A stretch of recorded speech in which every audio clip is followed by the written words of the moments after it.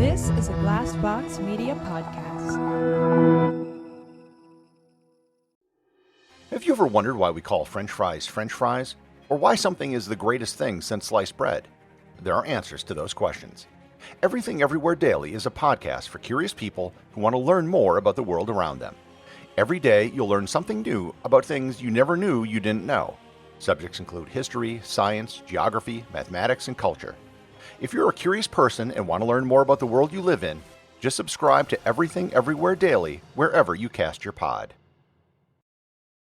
Let's face it, money is the one subject we all need to deal with, but no one actually wants to talk about. The good news is there's a podcast helping you learn everything about money no one taught you. Meet Everyone's Talkin' Money, hosted by me, Shauna Game. Everyone's Talkin' Money focuses on relevant, inclusive, and forward-thinking conversations around money and just helps you get in a better relationship with your money no matter what your goals are. Do yourself a favor and subscribe to Everyone's Talkin' Money podcast on Apple Podcasts, Spotify, or wherever you listen to podcasts. For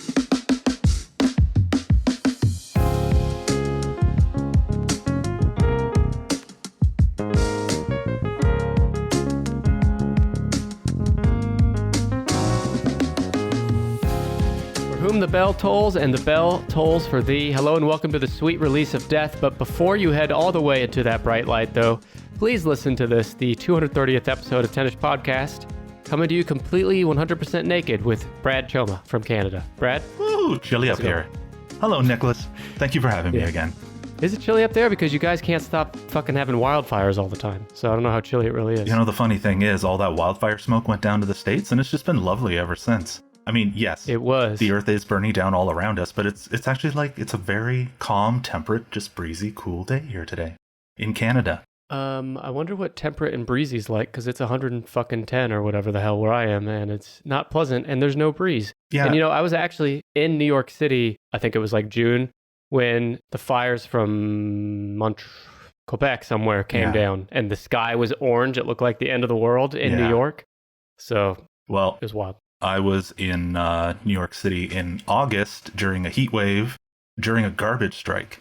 A garbage strike? Yeah. What is that? It's where New York starts to look like France, and there's bags of garbage everywhere, and everything smells like feces and puke and old food. Is it because they're not picking up the trash? Correct. Oh, okay. The garbage people are literally on strike. Yeah. I got you. Fuck, that sounds brutal. I was just thinking, what's worse? Can't breathe the air or don't want to breathe the air, you know what I mean? But you at least had beautiful sunsets. Yeah, and at least we're also naked together, and there's no garbage around us. So, Brad, for the folks at home, let me remind you, every episode of Tennis Podcast features me, your host, Nick Amell, and one of my sidekick hosts, which is one of a recurring guest panel of hosts, Brad Choma today. Together, we guess the items on a surprise top tennis list, along with fun facts, trivia, and hot takes.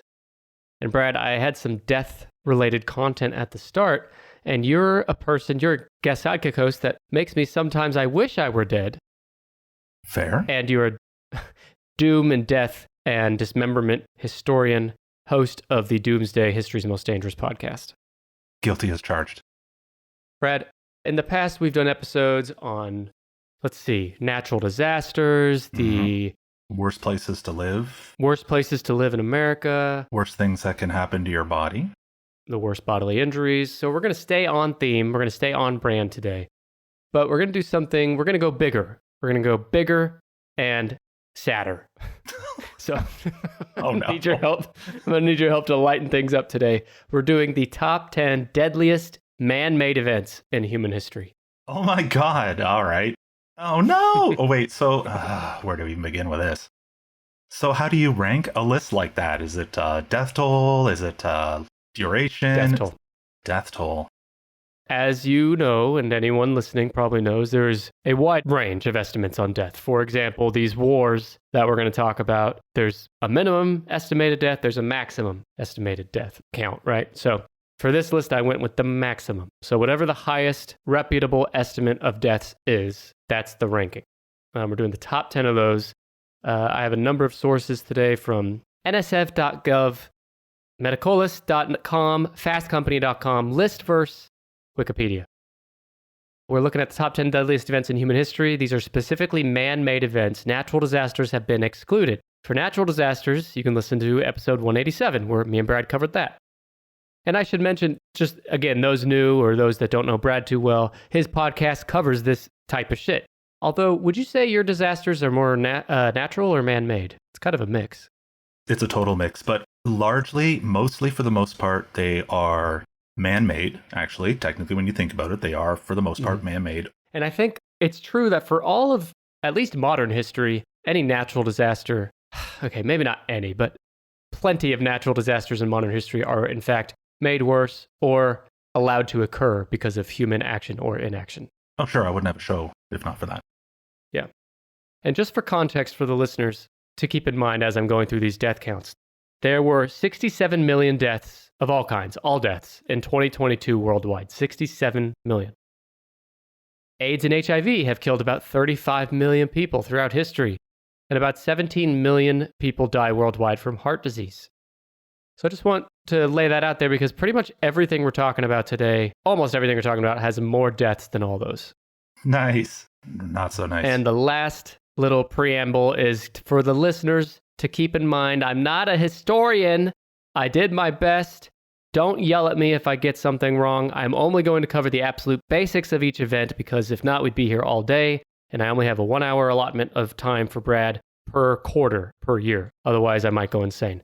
If any of these events pique your interest, there is plenty of material for you to dive in deeper on your own. Have I done any episodes on any of these events by chance? Off the top of my head, no. Can I make a point then? Sure.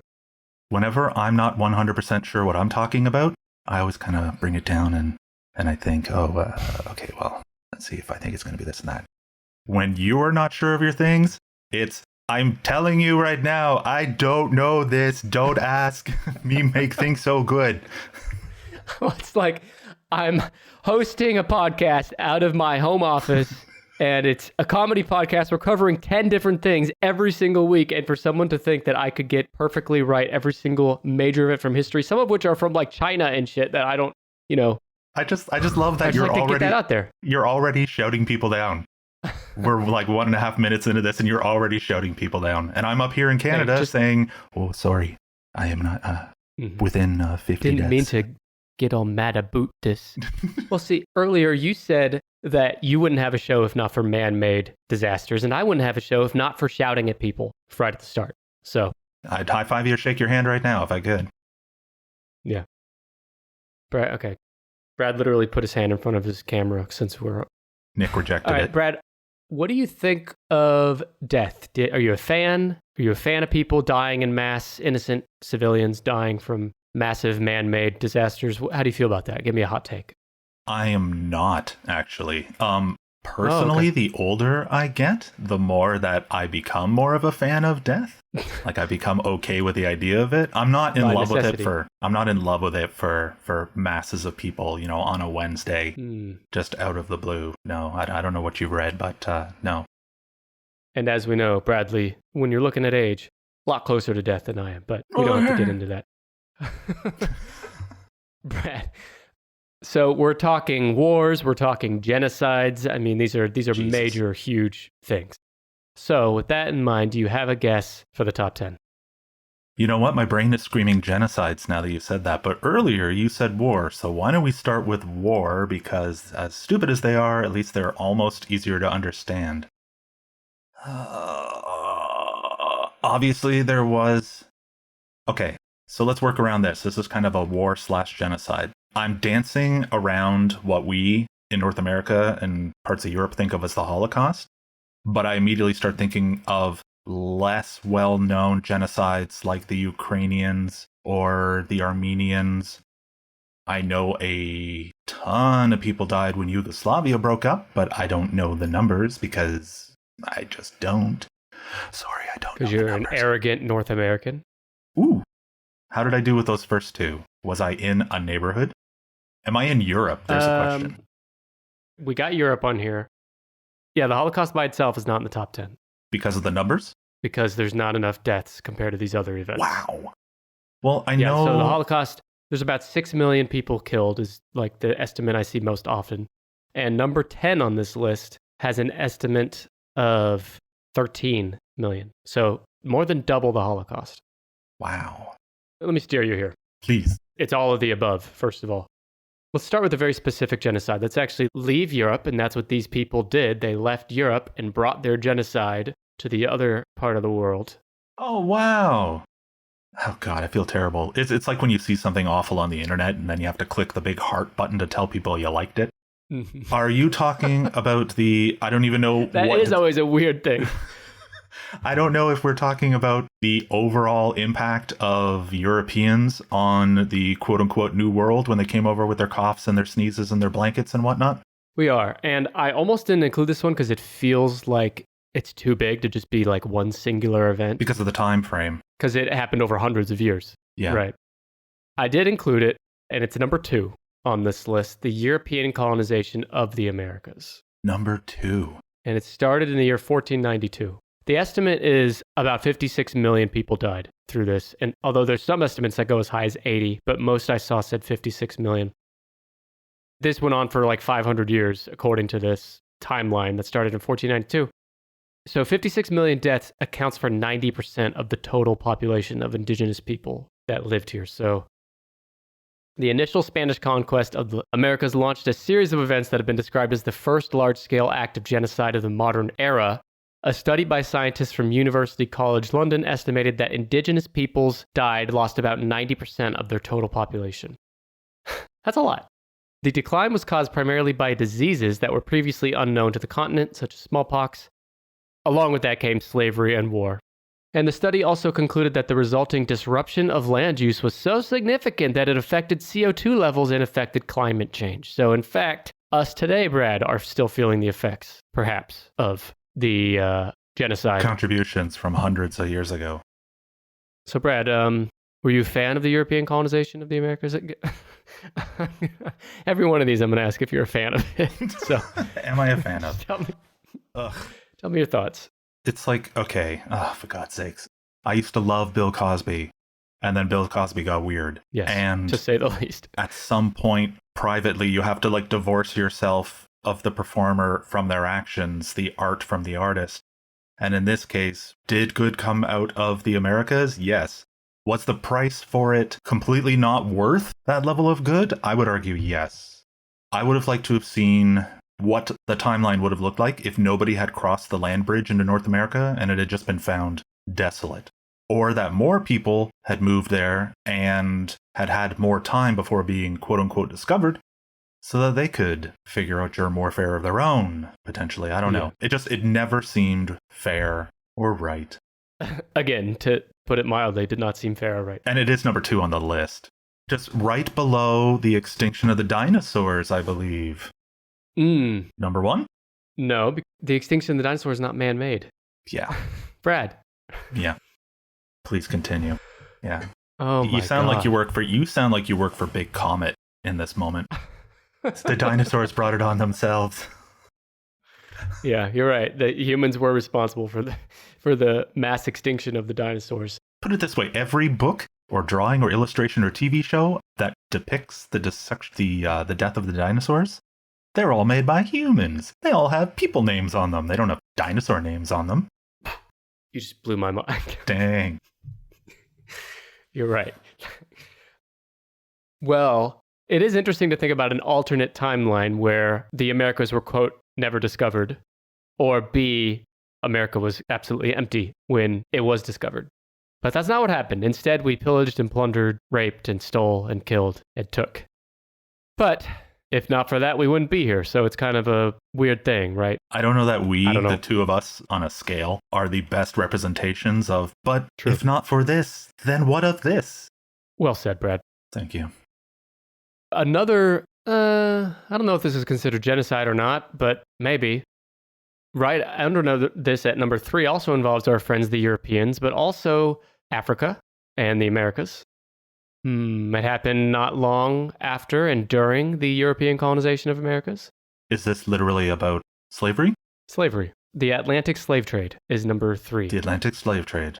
This happened between the 15 and 1800s, and while estimates vary wildly, many put it at about 60 million for the estimated death count.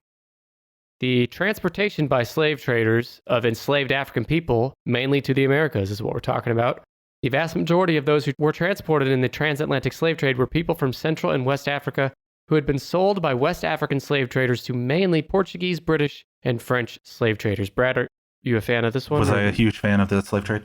No, actually, as it turns out, Okay. no. Not wearing a lot of hats and pennants today. So far, not yet. Let's wait and see. Mm-hmm. But no, slave trade specifically, not so much. Bad. Yeah. Well, bad. it's a funny thing. I mean, we've had slavery forever and ever and ever, and especially throughout Europe, and Europeans used to enslave themselves. And there comes a point where you either say, hey, this seems wonderful. I love the sound of their cries and their screams and pretending that they're not humans.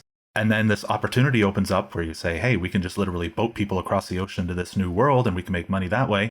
At no point do you stop and say, there's nothing human in you. Instead, you double down and say, okay, yeah, let's do this. It's crazy to me. It's crazy to me that lack of empathy, It's an alien thought to me as well. And it's also crazy to think that this lack of empathy for most humans, I mean, obviously some of that's still around today, but not on as big a scale. But as far as like something like the Atlantic slave trade, that just ended less than 200 years ago. Like pretty recent in human history in the grand scheme of things that we were doing this stuff. Yeah. Not you and me, Brad, of course, but the collective we. I'm a little Humanity. older, so I mean, it's closer to my birthday than your birthday, but... True. You were closer to this Atlantic slave trade and you're closer today to death. So you lose on both sides. Well, ship owners regarded the slaves as cargo to be transported to the Americas as quickly and as cheaply as possible. They're to be sold to work on coffee, tobacco, cocoa, sugar, and cotton plantations, gold and silver mines, rice fields, the construction industry, cutting timber for ships, and as skilled labor and as domestic servants. So they had to go from Africa all the way to the Americas. It's a long boat ride. Yeah. And the passage had a high death rate. Yeah, because that'd be hot. Mm-hmm. And you've seen the conditions. They were basically made to lie down in rows upon rows on top of each other, just chained together for, just months at a time. I don't know how they stayed alive. Well, many of them didn't. It says here that for every 10 slaves taken on a ship, 4 would perish from causes related to mistreatment. So only 6 out of every 10, roughly, would make this trip and survive. And millions of people also died as a result of the slave raids, wars, and during transport.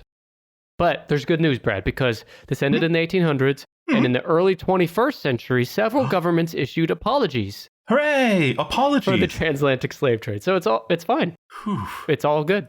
Oh my God, I didn't know how they were going to figure that one out. Thoughts and prayers. They've skipped right back and just went right to apology. Wow. Mm-hmm. You know the most cynical thing about the slave trade? The slaves. Worse than the actual slaves. There came a point in the slave trade where slave traders became so lazy that they would insure the number of slaves that they would bring over in a ship. And then they would kind of do the math and figure out, okay, in order to keep 400 people alive for however, 8 weeks, whatever, we need X amount of food, that costs X amount of dollars, and they would start doing the math and just start pushing people overboard. They would just have them attach to their chains, push one over, everybody goes over, and they would make more money in the short term from insurance, by scamming insurance for human lives. Wow. It's the worst thing I can think of, because it's like, hey. Why are you bumming us out like this? Well, I don't know. It was your choice. What didn't I say? What was it? Top 10 most beautiful natural pony colors?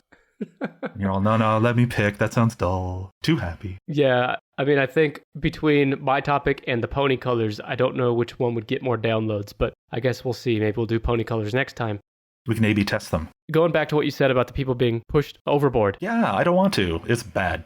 Let's not forget that these people in Africa were just living their lives in Africa. And all of a sudden, these Europeans come and just start taking them against their will and putting them on ships and shipping them off across the world. It's like they didn't ask for this. They didn't deserve this. I'm saying all this obvious shit, but it's just fucking sad and unfair. And you have no idea how history turned out. You go back in history, the idea is if you go back and if you were to travel back in time and you slapped a mosquito on your neck, next thing you know, you come back and the Atlanta Braves were never a thing. So if you were to go back in time and slap... Don't speak that. Don't talk like that. But this is effectively like someone's like, whoa, I've got this idea. It's going to kill tens of millions of people. And it's going to spread people all around the world. And those people probably are going to have a different life path full of pissed off thoughts that they may not have had if they had just been left unmolested. I don't know. It just seems like a recipe for failure. And that was number 1. That's 3. 2 was the European colonization. What are they doing letting us in a place that's nice? Now streaming on Hulu, John Cena and Lil Rel Howery are bringing trouble to paradise. Guys, I need you to be really cool. When have we ever not been cool? Vacation Friends 2 on Hulu. And there's more. I want some more. When you add Disney Plus to Hulu for just $2 more a month. Hallelujah! With Blackish, Deadpool 2, and Guardians of the Galaxy Volume 3. And you're just telling me now? The Hulu and Disney Plus bundle. Plans starting at just $9.99 a month. All of these and more now streaming. 18 plus only. Access content from each service separately. Offer valid for eligible subscribers only. Terms apply. Look at you. You're filthy. I was filthy once too, just like you. But I freshened up, and that's why I want to tell you about our newest sponsor, HelloFresh. With HelloFresh, you get farm-fresh, pre-portioned ingredients and seasonal recipes delivered right to your doorstep. If you're anything like me, cooking and meal planning is a chore. I hate it. It's so tempting to pick up the phone and just order some delivery. But hold that phone, fam. When life gets busy, don't call for delivery, just get HelloFresh. It's 25% cheaper than takeout and less expensive than grocery shopping too. With HelloFresh, all you need is 15 minutes and you'll be enjoying a tasty, satisfying meal made in your very own kitchen. HelloFresh saves me a ton of money and, more importantly, time. It gives me so much more of the extra time I need to edit out all of Dr. Buster's many mistakes on Tennis Podcast. Well, maybe not all the extra time I need, but pretty close. My favorite thing about HelloFresh is the variety. Breakfast, lunch, and dinner are all covered. They even have snacks and sides too. Now I need you to freshen up just like I did. Go to hellofresh.com/50tennis and use code 50tennis for 50% off plus free shipping. That's hellofresh.com/5010ish and use code 50tennis, or just simply click the link in the show notes and you'll get 50% off, free shipping, and you'll help support Tennis Podcast all at the same time. So what are you waiting for, you filthy animal? Go to hellofresh.com/50tennis and use code 50tennis, and you'll immediately see why HelloFresh is America's #1 meal kit. Where there's outdoor work to be done, there's Echo Outdoor Power Equipment. Echo products deliver the reliability, quality, and performance you need to tackle everything on your outdoor to-do list. From chainsaws and string trimmers to leaf blowers and edgers, Echo's full range of pro-grade outdoor power tools are built to meet the demands of outdoor work. Visit us today, your local Echo dealer. Learn more at echo-usa.com. Echo. Power on and on. #1's the big one. Let's try to save that one. All right, fair enough. You could probably guess. I mean, if you thought about it, it's a war. It's the deadliest war of all time. What is the deadliest war of all time by the numbers? Because I'm not a war guy. I know World War I. No, World War II was deadlier than World War I. Correct. So why don't we do World War I next? World War I is number 8 on this list. How many people died then? 15 at a minimum, 15 million. Not if it was just 15 people died, that'd be news. 15 million to 22 million on the high end died in World War I. That's over 5 million people a year. Brad, do you remember? Sure. I was too young to go myself, but all my family members were, Taru and singing all our Canadian war songs. You remember when the tanks showed up at the borders of Toronto, Ontario, and? Well, you know what's a real thing right now, though? In reflection on World War I, that every time I get on TikTok, all I ever see, I don't know what's wrong with my thread, but it just says, hey, you thought you knew how brutal Canadians were in the World War I, but did you know? And then it'll tell some terrible story about how they would sneak into camps and peel people's skin off and dress up as Germans wearing their skins, and then... The Canadians would do this? Apparently they were brutal. Just war crime after war crime after war crime. We loved it, apparently. Why'd you let them do that?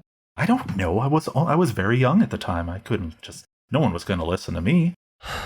Have you thought about singing it out? And, they're collecting Have you knees. thought about having a dance-off instead of hand-to-hand combat and blowing each other up and peeling skin off?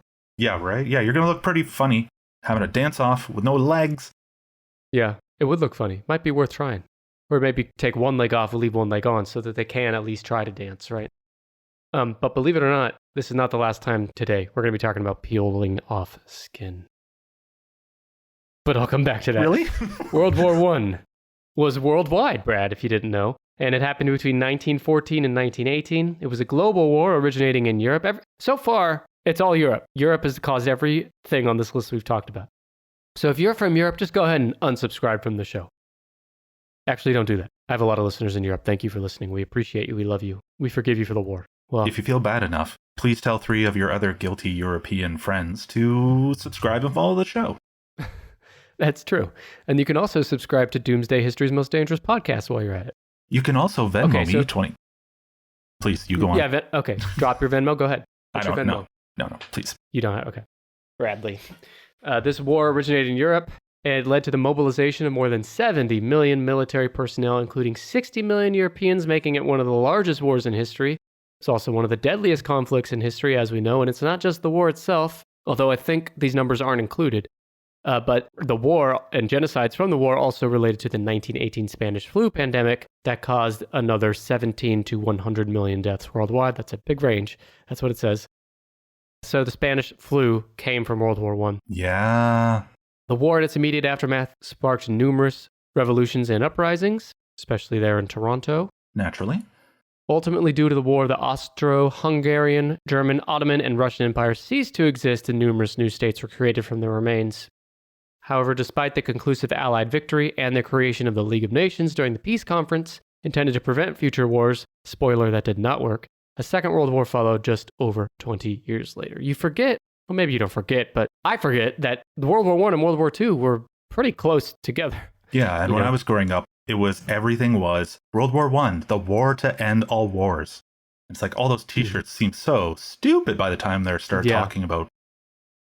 My favorite thing about I have very sad stories, family stories. Oh, your from favorite World thing War about World War I? Yeah, Is but my it favorite... the millions of civilians that died, or? No, not overly. Oh, but okay. my favorite thing was the instigating incident where assassins were trying to kill the Archbishop Franz du Ferdinand, and they couldn't find him because of weird traffic problems in Sarajevo.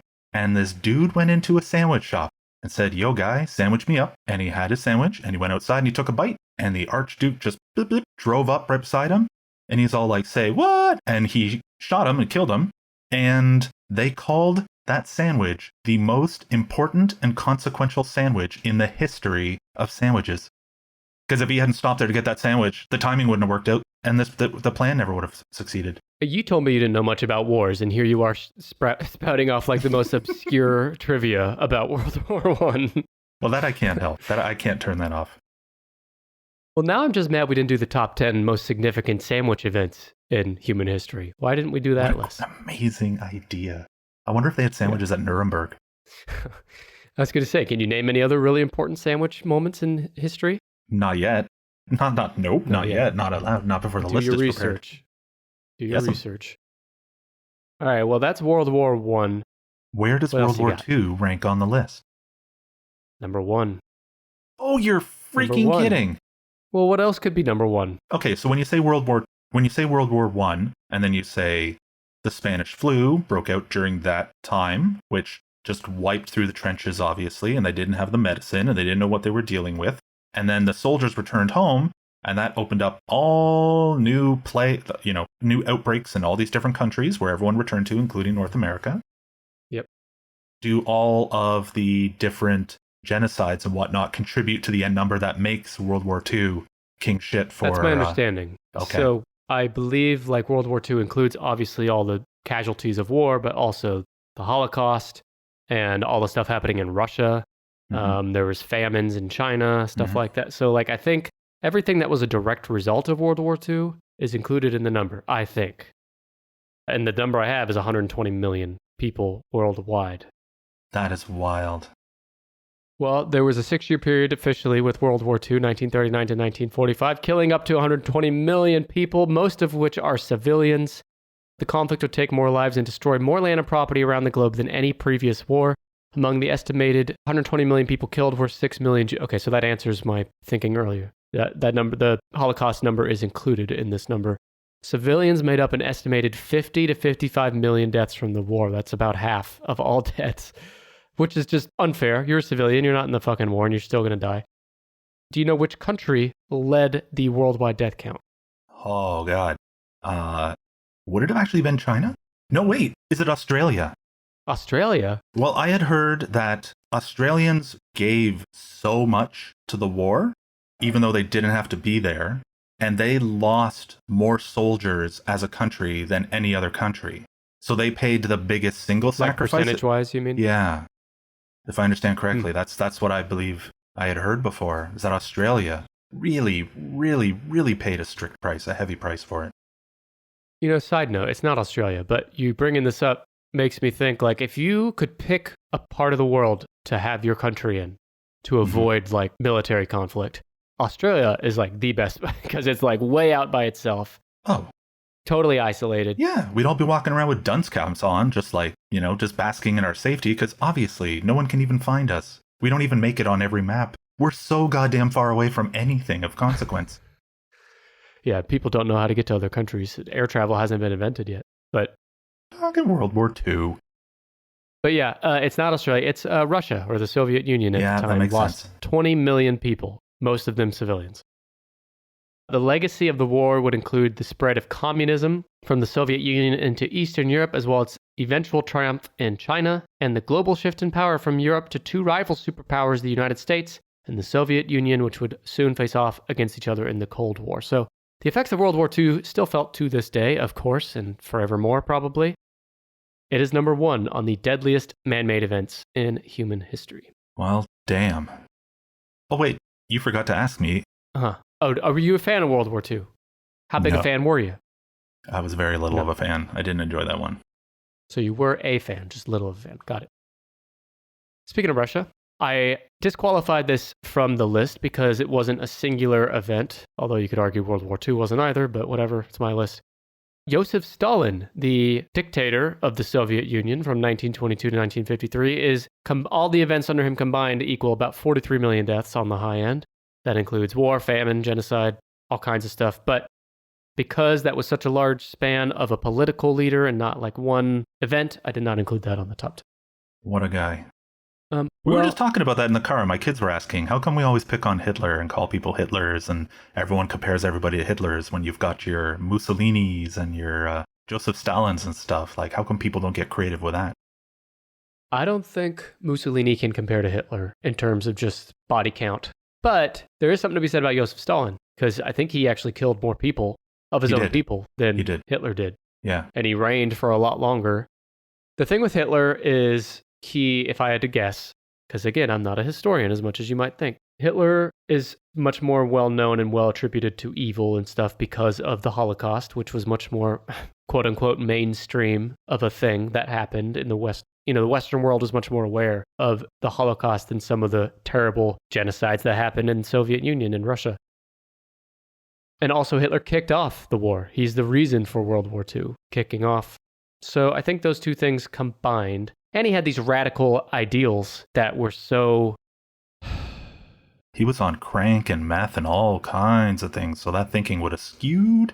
It's funny, we were just talking on this episode about how the lack of empathy humans had that would lead to the Atlantic slave trade, and I made the comment that was less than 200 years ago. Hitler was less than 100 years ago, and he did the same shit. I mean, in a different way, but at the simplest form, the same shit. He killed his own people, he killed other people, he genocided people. Not a good guy, that Hitler. Yeah. Please. No, I don't please want go to. ahead. No, I really don't want to. You fucking Canadians, you're too polite. Brandon, my original sidekick host, he used to say, because I would ask him, if you had the chance to go back in time and kill baby Hitler, would you do it?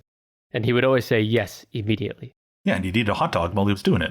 Well, depends if he was near an airport trash can or not, but we don't have to get into that. But I always said, I don't think I could kill the baby Hitler because it's a baby. I don't know if I could do it with my own bare hands. And plus, if you kill baby Hitler, you don't know what else. The butterfly effect, you don't know. Yeah. Would you do it, Brad? Would you kill an innocent baby? If it was within my power and I could do it, and I knew I was going to die, and I didn't care about the consequences, I would kill his dad. But you don't have a choice. The baby's already here. So it's the baby in one hand, knife in the other, and I've got to make a call because I'm getting zapped back. And whatever you say, I'm going to isolate the audio and send to every potential future employer that you have that you're going to kill a baby. But that aside... Okay, let me... yes, I would kill this baby with a knife, Nick. The baby. Just like that. Okay. That is my final answer. Got it. Thank you for that very insightful answer. Brad Choma from Canada. Let's do a quick recap. You got 8 World War I, 3 Atlantic slave trade, 2 European colonization of the Americas, 1 World War II. What else do you have? These next ones will be harder to guess. So we've got 1, 2, 3, 8. That's it? 1, 2, 3, 8? You do know how to count. Yeah. There is something extremely associated with World War II.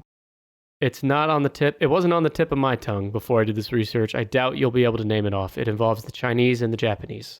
Oh, crap almighty. What is their war called? Second Sino... That's it. Sino War. Yeah. Sino War. Yeah. That was as ugly as hell, too. And I don't know much of it because I don't live in that part of the world. And, you know, North American education You're an systems. arrogant North American. Yeah, exactly. So I know there were lots of accusations going back and forth about horrific treatment of people. Yes. And anytime I hear horrific treatment of people, I immediately think numbers. Because it's not something... If you're going to be awful to people, you're probably going to be awful to a lot of them all at the same time. So how many people died in this horrible thing? 18 to 20 million. Christ. Enough to put it at number 9.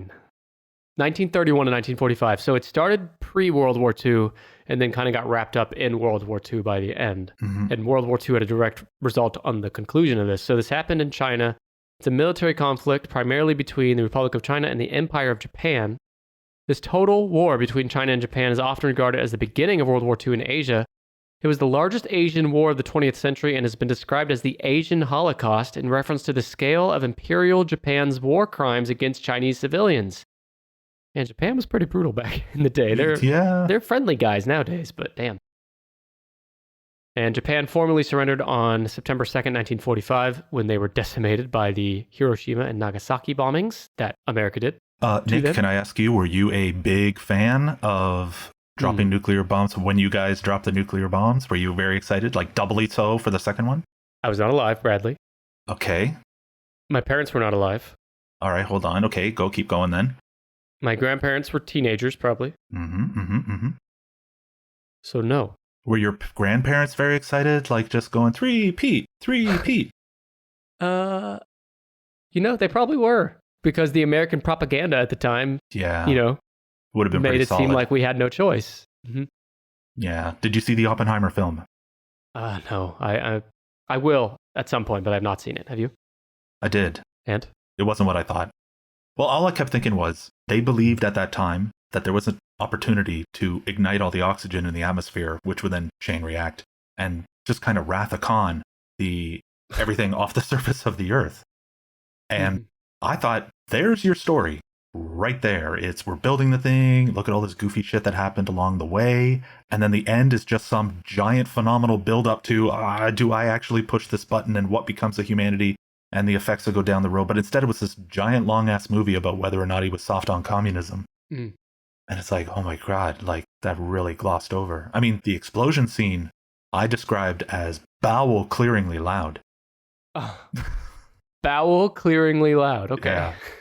But, thank you for that heads up. Yeah, it strayed for me. It wasn't what I thought it was supposed to be. So that's on me. Would you say you were disappointed based on your own expectations? Only in the sense that if it had been the other way around, this was the movie that they would have shown to students in schools around the world every single year.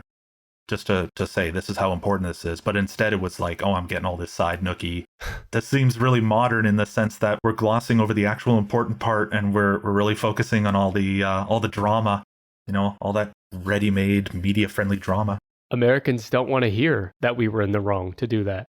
I've lived in America my whole life, and I learned about these bombings in school, and I don't remember ever hearing, like, we probably should have done that, But it's the truth is people are still feeling the effects of these bombings over there, and it destroyed generations of people.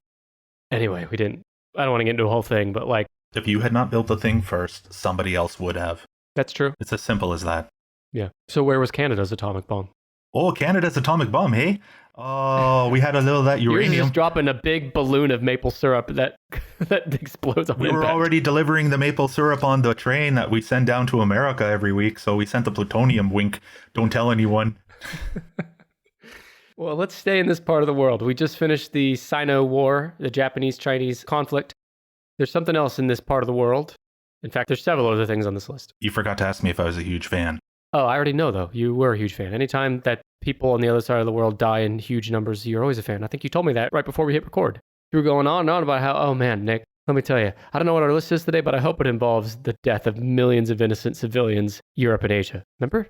All right, but my official line is that I slept on it, and no, I didn't really have any opinion on it at the time. Oh. Okay. Well, it's good you got a good night rest. Well, can you think of a rebellion that happened during this time? And I'll be honest, I had not heard of this one before I did the research, so you might not know it. Does it involve Irish people? Or British people, I should say, No, in any way? This is China. Oh, for God's sakes. China. Oh, China. Yeah, they had an uprising. They changed over from the Maoist system to the communist system. And I can't remember if there's any systems in between those two. Again, because I didn't grow up in China. Oh, that's news. You did not grow up in China, okay. Live and learn. Yeah. Well, listen, you're on the right track, except you're a few hundred years too late. So I'm going to tell you that number 7 is the transition from the Ming Dynasty to the, I think it's pronounced Qing Dynasty, 1618 to 1683, 25 million deaths. Damn. It's number 7, 25 million deaths. It was a decades-long conflict between the emerging Qing Dynasty and the incumbent Ming Dynasty, as well as several other factions, smaller factions. It ended with the consolidation of Qing rule and the fall of the Ming. The Ming had been in power forever. Immediately before the Ming Dynasty was overthrown, disease, famine, starvation, and bandits, I like how bandits is thrown in there, ravaged the population of China. A disease killed half the population of cities across China between 1640 and 1642. Do you hear that? Half of the population killed in just 2 years. And 3 out of 10 people died of plague and starvation. Entire parts of the countryside were abandoned by peasants in the middle of China, and theft and begging was widespread in cities by peasants looking for food, and cannibalism spread as a result of famine. So, Brad, A, were you a fan of this transition from Ming to Qing that resulted in 25 million deaths? And B, separate from that, just in general, are you a fan of cannibalism? Let me actually sidestep and take control of the mic here for 1 second. Did you get an F- in Chinese pronunciation when Yes. you were in school? Oh, okay. Well, that explains I it. did. It's the Qing Dynasty. It's spelled that way. It's spelled Q-U-I-N-G. Yeah, but it's pronounced Qing. What do you want from me? I got a C+, so What do you want from me? I just want you to what learn class over did time. you get a C plus in? In Chinese. Chinese? Okay. Same as you. You know, I went to the schooling system in Tulsa, Oklahoma. They didn't teach us how to say Qing instead of Qing, okay? Can we learn how to do taxes? No, you're going to learn obscure pronunciations from around the world. Damn it. Apologies to our many, many Chinese listeners listening to us right now. I do apologize sincerely, but cut me some slack. So, fan of cannibalism, yes or no? Not yet. See, my take on it, on everything is when it comes to the human diet, you can be a carnivore or herbivore or whatever, but the reality of it is if the world as we understood it collapsed, you would eat rats and weird non-toxic plants and whatever it is you thought of yourself as before, like barbecue guy or super vegan. That was all privilege, right? Because you could exist like that. Things get weird enough, all that goes in the garbage and we all become dirt eaters or whatever. So I can't, and just because of the way I'm wired, I can't say cannibalism totally bad, even though I'm not pro, because who knows what the future might hold. We might end up eating each other and it might become really normal. My takeaway, Brad, pro cannibalism. That's fine. Bradley, do you think in our lifetimes, well, let's say my lifetime, because your lifetime shorter than mine, we've established that. Got less time left. But in my lifetime, will the world, or at least this part of the world, collapse in such a way that we're living in, like, Mad Max world? I kind of do. I kind of do. The fuller answer is, forget the collapse. Nick, open invitation. You're coming to Canada. You can eat me anytime. I'm still around. I've got all sorts of parts you can bite on and chew on. Oh, baby. It'll be great. We can make an episode out of it. We can do top 10 favorite things that you bit on me. Number 1, right butt cheek. Number 2, left butt cheek. Number 3, right testicle. Number 4, left testicle. Number 5, stomach. Number 6, don't stop. Thigh, left thigh. Number 7, right thigh. Number 8, winky. Number 9, left breast. Number 10, right breast. You really put an awful lot of thought into that. I think about this a lot. I thought that earlobe would be in there somewhere. A little sad, but I'm glad there's some nipple play. Why would I eat the earlobe when I got a butt? You start with the butt's going to. If you start with the earlobe, the butt's going to take me a long time. If you start at the earlobe and move right to the butt, you are really making a statement. You're just like, whoa, this guy's really something. I mean, Haven't you ever heard of playing with your food? I'm not just eating the butt, but I'm playing with my food too while I'm at it, and I'm going to spend a lot of time. I can tell because the Winky's like way up at number 7 or whatever. It's all... It's getting weird. Oh, is it? All right, sorry. I have to recalibrate. I'm glad I got that list. Listeners, hit me up at 10ishpod on Twitter and Instagram and Reddit and YouTube and Facebook and anywhere else, TikTok. Let me know which body part of Brad's you'd like to eat first. Shoot me a message, use hashtag Brad's dead body. I don't know. Also, those same listeners, please visit me at patreon.com/funeralkazoo. For $1, you can help me make my bite-proof suit. Okay. I'll find a way through it. It's not waterproof. You can support me on 10ishpod Plus at 10ishpod.com/plus and support me in building tools to break through Brad's bite-proof suit. Welcome to the I Can't Sleep podcast with Benjamin Boster. If you're tired of sleepless nights, you'll love the I Can't Sleep podcast. I help quiet your mind by reading random articles from across the web to bore you to sleep with my soothing voice. Each episode provides enough interesting content to hold your attention, and then your mind lets you drift off. Find it wherever you get your podcasts. That's I Can't Sleep with Benjamin Boster. Hi, human. Welcome to the God Pod. I'm God, and like Jesus, I'm hanging in there. If you like interviews with the most interesting people alive or dead, then you'll love the God Pod. Here's me talking to Mary Trump about her crazy uncle. I knew he was going to be disastrous. And here's me debating a real live atheist. You really cannot make the case that this is a good book. I discuss all the latest current events down on Earth. Find the God Pod wherever you get podcasts. The God Pod. Have it, Yahweh. Listen. It's Dr. Buster here, and I'm here to rate your 10ish podcast listenership 0 stars out of 5. Now, don't get offended. Don't be affronted. I can tell you why. It's because your lazy ass has yet to rate and review 10ish podcasts on your favorite podcast app. Shame on you, and shame again.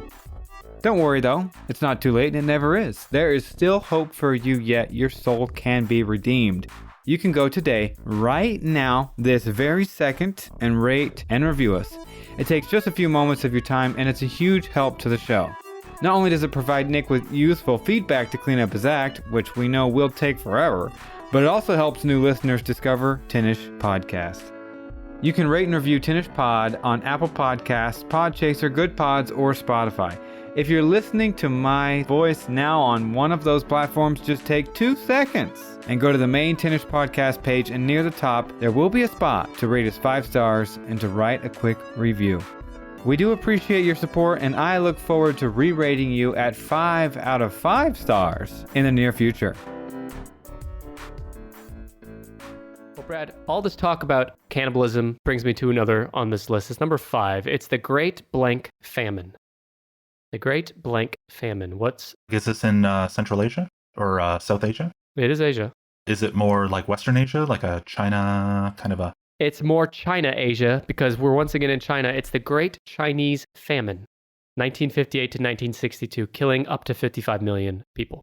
Yeah, that's like within a lifetime. And it killed that many people. Yeah, that's amazing. Don't forget the stats I read at the beginning. I think it was 67 million deaths worldwide in 2022. And that's, our worldwide population is 8 billion or whatever. This was almost that amount in one place due to one thing, and that's famine. During the Great Leap Forward under Mao Zedong. Oh, I want to do this one as an episode. I know this story. I really want to do this as an episode. Well, then you're welcome. Tell the folks about it then. What do you know about it? Give us the high level. My understanding is that they had all these crazy ideas about getting rid of bugs and birds and all sorts of things, and then the ecosystem completely just flopped on its head. Everybody starved. You're pretty close. The major contributing factors in this famine were the policies of the Great Leap Forward, which was a policy from chairman and Chinese Communist Party and all-time asshole Mao Zedong. The Great Leap Forward, I think it was a time of taking China from like a, what do you call it? Like pre-industrial. Like pre-industrial developing country to like a superpower, like modern it isn't now. And during that, insufficient distribution of food within the nation's planned economy, requiring the use of poor agricultural techniques, the 4-pest campaign that reduced sparrow populations, which disrupted the ecosystem, over-reporting of grain production, and ordering millions of farmers to switch to iron and steel production. All of those things contributed to this famine that killed 55 million people. To survive, people had to resort to every possible means, from eating soil and poisons to stealing and killing, and even to eating human flesh. Due to the scale of the famine, some have speculated that the resulting cannibalism could be described as on a scale unprecedented in the history of the 20th century. Oh yeah, that's amazing. Definitely doing a story on this one. It sounds like you're a fan. Well, it was almost biblical. They got rid of all the sparrows, and then they had billions of locusts that came and ate everything. And then the government, it's this new government, and they're, a real crack ass. And so nobody wants to say anything negative to them at all, or else it's their heads. So when they say, hey, how's the food production in your sector? And they look out and it's all been completely devoured. It's just these little nubs and stalks. And they say, no, all good. Mm-hmm. Really good. You don't even need to send any inspectors. It's fantastic. And then the reality of it is everybody had the same thing happen. And then, you're all out in the parking lot together, with empty carts. Well, what the hell? We were told that this store was full. They were trying to get rid of sparrows and other things because they thought they were pests. Is that right? Yeah. Pretty much. I can't remember if it was. It was I'm trying to remember, and I don't want to speak out of turn, but it might have even been personal. I don't like sparrows. We encourage speaking out of turn here on the show. Oh, well, then I'm going to say this guy was as unhinged as that Elon Musk. Have you seen his new logo on his building? On his building? No.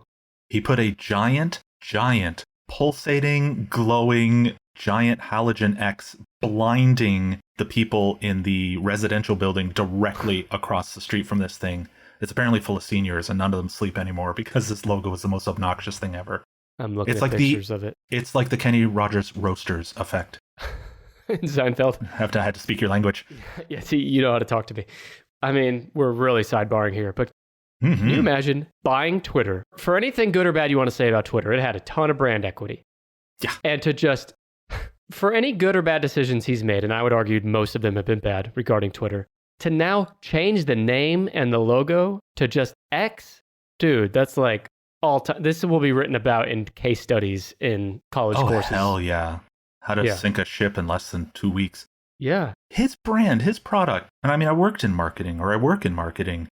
I have never worked on something that actually just became its own verb all by itself. Tweet became a verb. There's nothing I could do to pay people to, I got to change my batteries. Oh, it's time to get energized. Never happened no matter what. Yet he had that. And then he pressed the little foot thing to make the garbage lid fly up, and he threw it all in, and then he let the lid close. And I can't figure out why. It's almost like a Brewster's Millions. An ego thing. Well, I think he's just trying to, I'll get twice as much money, but I have to lose all this money, and I can't tell anybody why. One of those kind of contests or something he's in with some even richer weirdo somewhere. It's just crazy.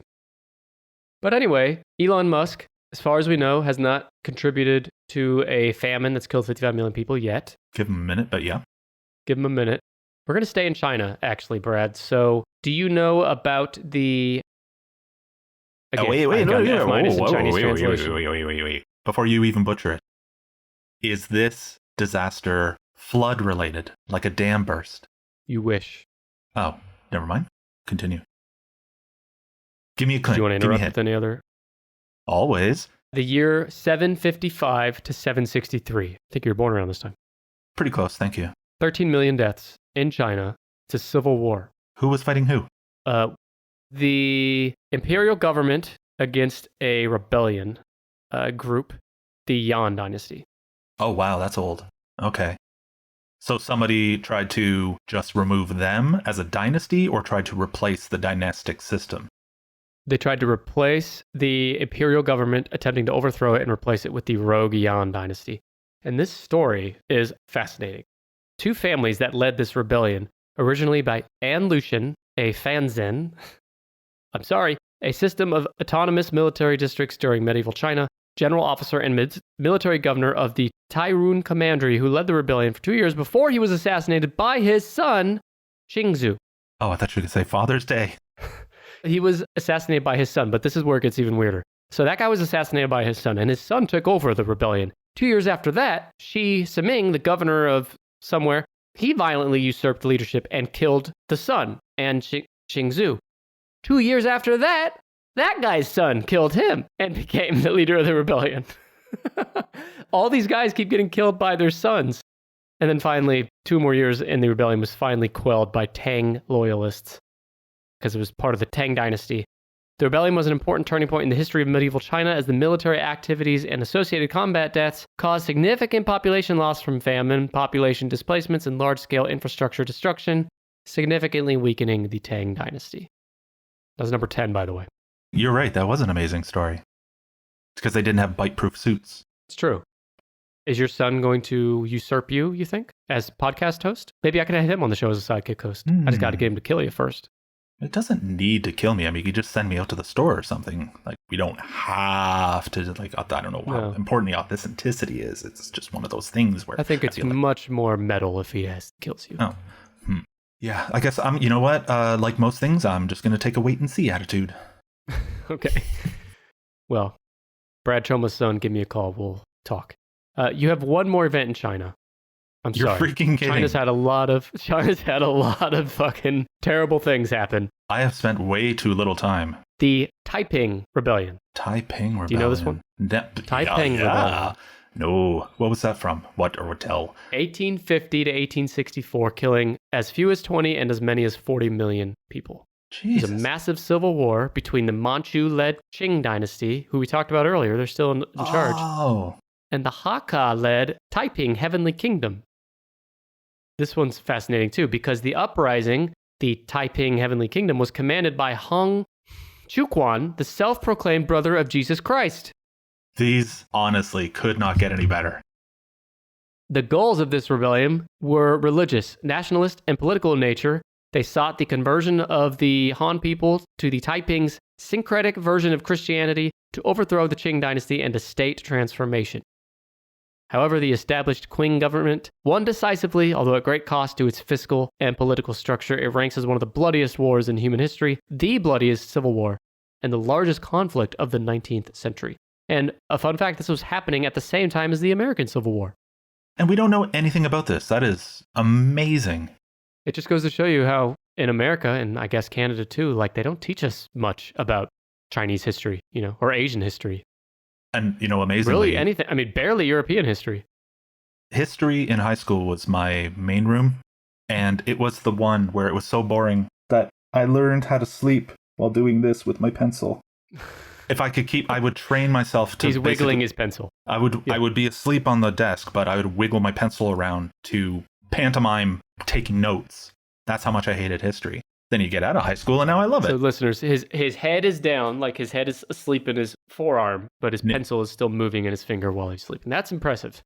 Yeah. The way Nick does it, he's basically dabbing and writing at a distance. That's the way I did it, I wasn't shaking a pencil. I was shaking something else around, but you guys can figure that out. It's number 7 on his list of favorite things about my body. Bradley, can you believe we only have one left? Let me guess. China.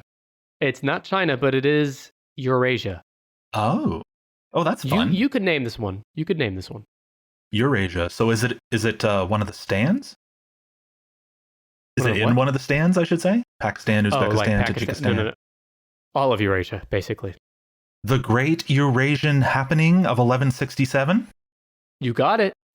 Where so many people were dabbing and dancing and doing the stanky leg and booty clapping that they all died from exhaustion. Well, I feel amazing. Nick, I want to thank you for having me on. Bradley, tell me what you know about Genghis Khan. Oh my God, that guy? Mm-hmm. Listener of the show. Is he, how do I phrase this? Let me start over. Yeah, do you know how to talk, period? Well, sometimes you talk better my time than other make. Fair. But right now, what I want to say, I'm going to take all these words and put them in this order. Does his DNA not continue to reside in like 4 out of 10 people on the planet today? I've heard something like that. Yeah, something like that is true. Yeah. I know that he is like this real equal opportunity masochist who would travel from land to land and say, join me. We have quality and education and all these things that we can offer you. And all we ask is that you help us kill your enemies, meaning the next town over or whoever else we meet in our campaign, and they made it all the way to, I forget where, but they were all over Europe and Asia, just wiping people out, turning them into Huns. At one point, the Mongol Empire, so this is the Mongol invasions and conquests at number 4, 30 to 57 million deaths between 1206 and 1405. So almost 200 years, but it is still one continuous event, so I count it. If there was one man who could be said to have more blood on his hands than anyone else in history, it's Genghis Khan. Although I hear some people call him Genghis Khan, I'm sticking with Genghis. Under the leadership of Khan and successors after his death, the Mongol Empire grew into the largest land empire the world has ever seen, at its peak covering 16% of the earth. So no one before or since has had a larger empire than the Mongol Empire. Not the Roman Empire, nothing. It's crazy. You know what I find crazy? Your butt. This is an event. It's historic. It's larger than your brain is capable of really pulling together logically. You can't really see it all in your head. And it lasted for a couple hundred years, like you said. And yet, other than, say, some borders and stuff, you fast forward long enough, and all of that meant nothing. You know what I mean? Like, obviously, everything changed. But at the same time, it's not like everywhere is now Mongol land. It's not like that continued on exactly as it was for the rest of time. It's amazing to me that things that are so important and so huge that affected so many people so personally, you fast forward a little bit and it's like, you know, kind of womp womp a bit. You're right. Like, obviously, it had huge impacts that in that region changed forever. But at the same time, it was kind of like, from the Mongol perspective, it was all for nothing. They only held on to that empire for 199 years. And after that, it just kind of faded away. And furthermore, other than hearing the name Genghis Khan from like the Night at the Museum movies, other than that, most youth of today, or young people, and maybe old people too, I don't know where the line is, but most people in the Western world probably couldn't tell you much about it. Well, I know this. Genghis Khan, GIF file, Geoffrey the Giraffe. Genghis Khan, GIF file, Geoffrey the GIF. It's obviously Genghis. What else is it supposed to be? It's Genghis. It's Genghis, you dingus. Isn't it Dan Carlin that calls him Genghis? Yeah, and you know what? He might actually be right, but I am a bigger fan of common usage. So I always allow for, when they call him the mad mother effer skull splitter, I say, okay, you know, if that's what everyone wants to call him, I'm fine with that, even though it's not his given Mongol Hun title. Sure. I forgot to ask you, are you a fan of Mr. Khan and his conquests? Actually, let me think about this list that we've gone through so far, because I've been kind of sour on so many of these things. But yeah, I kind of like him in a weird way. I'll tell you something, you're going to like him even more when I tell you this. Ooh. Because in addition to all the death from the campaigning and all that, the Mongol expeditions may have spread the bubonic plague across much of Eurasia, helping to spark the Black Death of the 14th century that killed over 200 million people. And I remember a story about how during some Mongol conquests, when they were attacking a walled city, they'd catapult their dead, rotting corpses over into the city. The body would explode and disease would spread. Just fucking nuts. They would take the bodies and they'd actually wait and let them soften up and putrefy so that when they impacted on anything, they would come unglued. So basically all you'd have are the skeletal parts, but the rest would actually more pop like a balloon. Ugh. So it's not just when you see it on a cartoon or a movie or whatever, it's like, you know, they throw a body over like a dead cow or whatever, and it just lays there when everyone says gross. And then, oh, later everyone got a cold and then got sick and died. No, it's more like this thing landed and just and water ballooned into people's unblinking eyes, nostrils, mouth, ears, all the orifices. Civilians too. Innocent people. It's sad, but hey. Yeah. Genghis had to do what Genghis had to do, I guess. To your point, he's been considered by most to be a genocidal ruler. However, he is also credited with bringing the Silk Road under one cohesive political environment, and this brought relatively easy communication and trade between Northern Asia, Muslim Southwest Asia, and Christian Europe, expanding the cultural horizons of all three areas. So some could say he was necessary for expansion. So is Genghis Khan your favorite so far? He's my favorite so far. Well, we're done. As massacring famous people who like to massacre other people go, Olga of Kiev is my all-time #1 favorite. Sure. But this guy, oh my god. Like, correct me if I'm wrong, but the Black Plague was the worst. Like, the #1 worst thing that ever happened, numbers-wise. Correct. Yes. Yeah, so, I mean, that's a lot. Pretty impressive. Yeah. It's pretty impressive, yeah. He's got a hell of an ass on him, too. Oh, Genghis. So the historians say. Now, Brad, I'm going to go back through the top 10, but quick plug before I do. I want to let the listeners know that a new monthly blooper reel just dropped. You can hear never-before-heard bloopers and outtakes from me and my sidekick hosts from the last month's worth of episodes. This blooper reel is available only for Tennis Pod Plus members at the new Peanut Butter Fiend membership tier. Brad, I know you're a Peanut Butter Fiend in real life, so I can't understand why you're not a Peanut Butter Fiend in podcast life, but we'll let that go for now. It's only because I'm poor. Members on this tier also get other benefits of Tennis Pod Plus, like ad-free episodes, additional bonus content, but Peanut Butter Fiends also get a free shirt after sign-up, full uncut video versions of every week's episode, and they get to choose the topic for a future Tennis Podcast episode. You can get more info and sign up now. It takes seconds. Just go to tennispod.com/plus. You can listen on the same podcast app you're listening to now. No extra apps needed. That blooper reel is available right now. That's tennispod.com/plus. Comes with a free 7-day trial. I'm done. Thank you. Damn. Brad, let's go back through the top 10. All right, please. Number 10, the An Lushan Rebellion. This is the Chinese rebellion while the sons kept murdering their fathers. Oh my God. Number 9, the Second Sino-Japanese War. This is the war that preceded and then coincided with World War II, Japan and China. Number 8, World War I. We all know that one, killed up to 22 million people.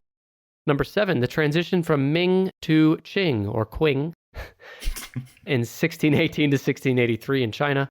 Number 6, the Taiping Rebellion, which was the rebellion led by the guy claiming to be the brother of Jesus Christ in China. Number 5, the Great Chinese Famine.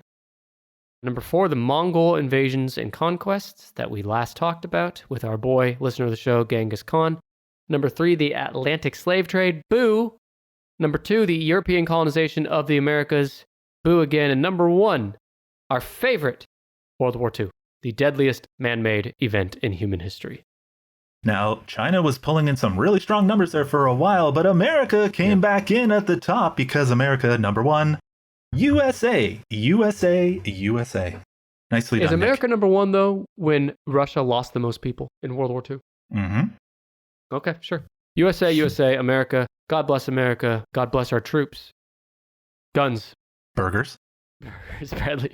I knew a guy from China who came here, and when they asked him to do his American impression, he goes, cheeseburger, bang, bang. That's it. And he's right. He nailed it. Bingo. We do love our cheeseburgers and especially our bang bang. One tier. Brad, tell the folks at home more about your show and why they should listen to it. Okay, so Doomsday, history's most dangerous podcast. Why should you listen to it? Well, we take disasters and bizarre events from throughout history, mostly forgotten or slept through, and we bring them to life every week, exploring how would this kill you? How might you stay safe from this in the future? What the hell does Nick and Mel have to do with this anyways? Mm-hmm. This is a show that is available on all platforms everywhere, and I already gave you my Patreon, so just search out History's Most Dangerous Podcast. And that's the end of my plug. I love Brad's podcast. I have mixed feelings on Brad himself. Love his butt meat. Love his podcast. Doomsday History's Most Dangerous Podcast is something you need to add to your rotation every week. Link in the show notes if you want to listen to it. I love you all. Brad, maybe next time you're here, we should do something a little less death and bodies and gloom and doom. But then again, we like that stuff, so maybe not. It's a weird wheelhouse to get stuck in, but I mean, we can try. Yeah. If we were like best Anne Boleyn novels, top 10 in order, or whatever, something just a little out of left field. With pony colors, like you said. Mm-hmm. Yeah, we should do something exceedingly overly light next time. Oh, like cheese something pairings or charcuterie patterns or, you know. Yeah. There you go. You heard it here first. The top 10 cheese pairings coming to a future Tennis Podcast episode. Well, listen, I appreciate you being here, Brad, and I appreciate the listeners listening. Please don't die between now and the next time you listen, because I need those listener numbers and those download numbers. And Brad, any last words to our folks at home? No. I wish I did. For God's sakes. No one's ever asked me that before. No one's ever asked you that before? I'm sure I asked you last time you were here. No, you always say stuff like, all right, so those were your last words. Okay. All right. Well, which you is went more with more of a statement in fact. What you just said right there. Those are your last words, because I'm ending the show. See you next week, everybody. Bye.